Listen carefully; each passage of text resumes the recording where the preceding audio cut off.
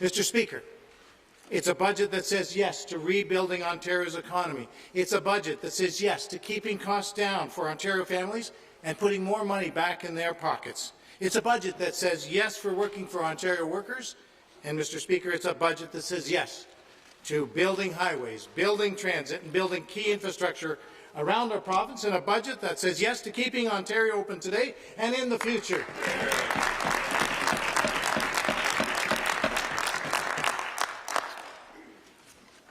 Monsieur le Président, les Ontariennes et les Ontariens méritent un gouvernement qui a un vrai plan that has a real plan to build the province's future. Mr. Speaker, after 2 long years where the people of Ontario have worked so hard and sacrificed so much to keep each other safe, after working so hard to get Ontario open and keep Ontario open, the people of our province deserve a government that has a real plan to build.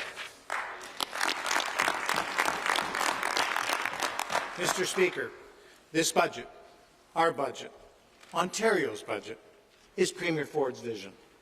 And our plan to cut through the excuses, to act right away on the priorities of our plan and our province, this is our plan and we will get it done. So in that spirit, let's get to our plan. Let's start with our plan to get it done when it comes to rebuilding Ontario's economy. When we came into office, it was clear that we had a lot of work to do. Take manufacturing. The previous Liberal government gave up on manufacturing, full stop. In a time of struggle, manufacturing workers were looking for a government that would fight for them. But the previous government said no. Not only did they fail to challenge the assumption that manufacturing decline was inevitable, they embraced it, to the tune of 300,000 lost manufacturing jobs over the course of more than a decade, Mr. Speaker. Where the Liberals said no, we've said yes.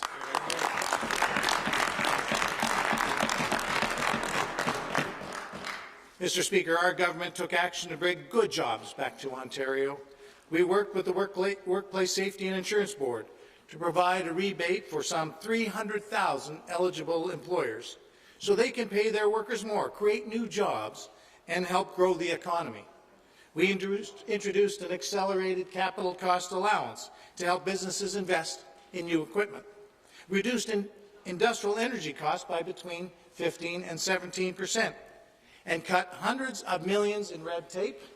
Mr. Speaker, we have released a seamless end-to-end vision and a plan for the auto sector called Driving Prosperity to jumpstart our auto sector with the emerging opportunities in hybrid and electric vehicle production so that Ontario can be an auto leader once again.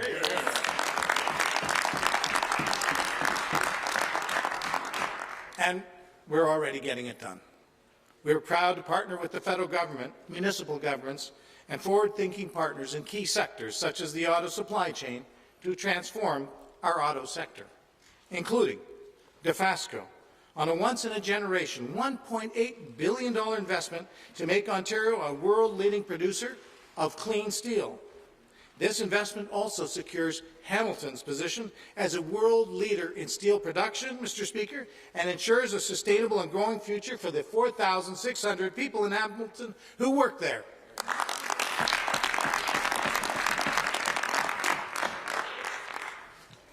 Honda Canada's $1.4 billion investment to upgrade and retool its Alliston plant so workers there can build next-generation hybrid vehicles right here in Ontario, made by Ontario workers and sold right across North America.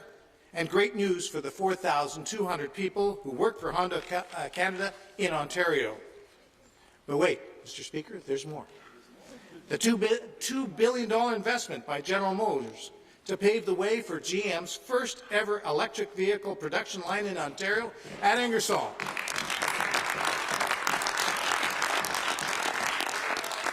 While supporting continued vehicle production in Oshawa, an investment that will support 2,600 jobs in Oshawa.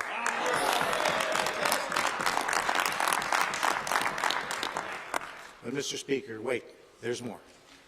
The largest greenfield investment in over a decade, $5 billion by LG Energy Solutions and Stellantis to build Ontario's first ever large-scale electric vehicle battery manufacturing plant, an investment that will create 2,500 new jobs in the Windsor area.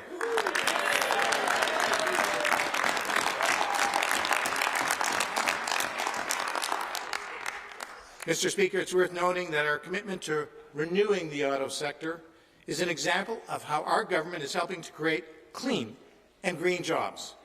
These investments in clean steel alone are the equivalent of taking 1 million cars off the road. And by ramping up our production of clean steel, hybrids and electric vehicles, we are showing that Ontario can hit our climate targets without imposing a carbon tax.